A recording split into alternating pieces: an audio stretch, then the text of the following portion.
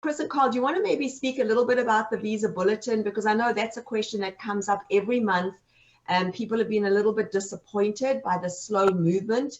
Chris, we're excited to hear that maybe you're a little bit more positive about that. Do you want to maybe just give a little bit of comment or your thoughts in that regard?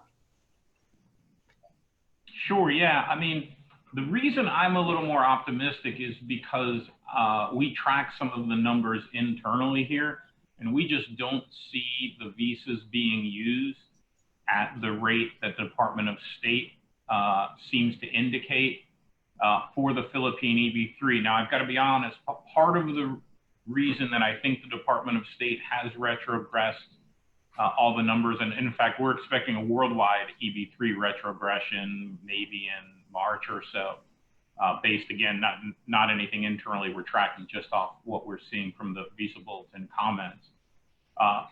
But the real sort of issue, I think, is that some of the other categories like EB1 and EB2 are probably using more visas than they have historically used, which means fewer visas are flowing down into EB3. Having said all that, about 85% or so of all the green cards, employment-based green cards, are actually issued here in the United States through a process called adjustment of status. And Carl can maybe offer his thoughts as well. But internally, we're not seeing those cases move at all quickly, and in fact, they're quite slowing down. And so the USCIS, which handles those 85% adjustments of status, do not seem to be moving those cases very quickly, which means theoretically there should be a lot more visas freed up for the consular process cases, which would be a visa embassy interview in London, Manila, UAE, et cetera. So for all of those reasons, we're a little more optimistic than some of the chatter has been, but I don't want to overstate it because, of course, the Department of State, they seem to be pretty conservative in how they're releasing the visas. I do agree with Chris. I think those are very good comments. Just a little backup for those of you who are unfamiliar with how the process works. There's only 100 out of the million people who immigrate to the U.S. every year. There's only 140,000, so less than 15%, who come in through employment. And of those 140,000, they include the person's spouse and the person's kids. So really, we're talking about maybe 80,000 people that are coming in through their jobs.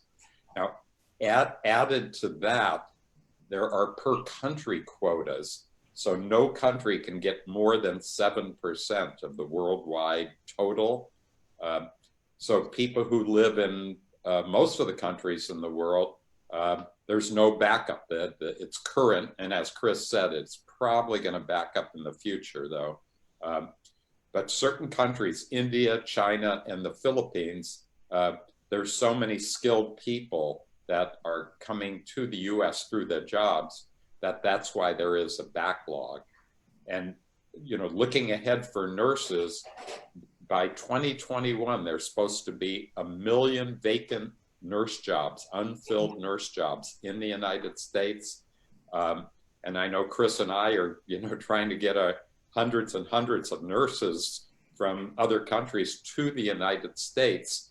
But the more the hospitals and healthcare providers come to us and ask for more nurses, the more likely that there'll be backlogs in the future. And the Philippines is, I don't let Chris talk about this, but I mean, for us, 90% of the nurses that we bring to the US are born in the Philippines. So that 7% per country backlog in the, maybe not in the next few months, but in the next couple of years, will probably keep backlogging. So either Congress is going to have to do something because we had such a shortage, or there's going to be tremendous backlogs. Yeah. And I can speak for everybody on the panel. We've all been doing this a very, very long time, and we have never seen the demand the way that it is right now. So we have hospitals, long-term care, rehab facilities, surgery centers, right across the board now looking at international nurses to supplement their current recruitment of American nurses, because they just don't have enough supply. And it's not like anyone could say this time next year something's going to happen and it's going to get better. It's only going to get worse. So in actual fact, that's, you know, that's good news for everybody who's listening and who wants to come to the US.